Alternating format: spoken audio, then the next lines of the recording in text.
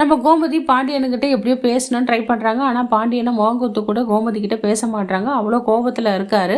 உடம்பு சரியில்லாம நடிச்சு பார்த்தாங்க. கெஞ்சி கூத்தாடி பார்த்தாங்க. நடக்கல. சரி நம்ம மனசில் இருக்கிற கவலையெல்லாம் வந்து ஒரு லெட்டரை எழுதி எடுத்துகிட்டு போகலான்னு சொல்லிட்டு கடைக்கு போகிறாங்க. அந்த இடத்துல சரவணா இருக்கான். சரவணா நீ கொஞ்சம் வெளியே போய் ஜூஸ் வாங்கிட்டு வாடா அம்மாவுக்குன்னு சொல்லி அங்கே அனுப்பிச்சிடுறாங்க. ஏன்னா அப்போ தானே ஃப்ரீயாக பேச முடியும்.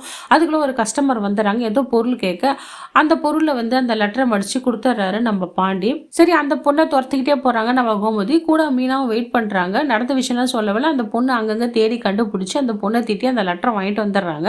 ஏன் இவ்வளோ கடுப்பாகி எல்லாரையும் திட்டுறீங்க, என்னாச்சு உங்களுக்குன்னு? இருக்காத பின்ன என் புருஷன் என்கிட்ட பேசல, அந்த கவலை எனக்கு தான் தெரியும், உங்களுக்கு என்ன வந்துச்சுன்னு சொல்கிறாங்க. சரிட்டு மீனா வாங்க நான் கூப்பிட்டு போகிறேன் மாமா கிட்டன்னு போய் பேசுகிறாரு. என்னம்மா மீனா உனக்கு என்ன பிரச்சனைன்றாரு. பிரச்சனைலாம் ஒன்றும் இல்லை மாமா, உங்ககிட்ட பேச தான் வந்தேன்றாங்க. போதுமா நிறுத்து, நான் அரிசி மாதிரி நினச்சேன், என் பொண்ணா நினச்சேன், ஆனால் நீ வந்து நிறைய பொய் பேசிட்ட. தங்கமயில வாழ்க்கையில் நகை பிரச்சனையும் பொய் பேசிட்ட. இப்போ ராஜி கதிர் கல்யாணம் பண்ணி விஷயத்த கூட நீ என்கிட்ட மறைச்சிட்ட. எல்லாம் நல்லவங்க தான், நான் தான் இழிச்சவாய். ஏன்னா அந்த பாண்டி இழிச்சவாய் நெத்தியில் ஒட்டியிருக்கு பாரு.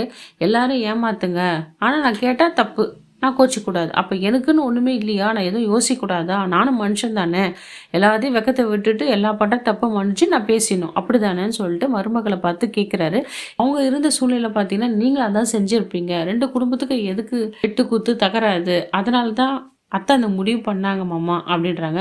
நீ என்ன சமாதானம் சொன்னாலும் சரி மீனா, உங்கள் அத்தை பண்ணது தப்பு தான் அப்படின்ட்டு பாண்டியனை சொல்லிடுறாரு.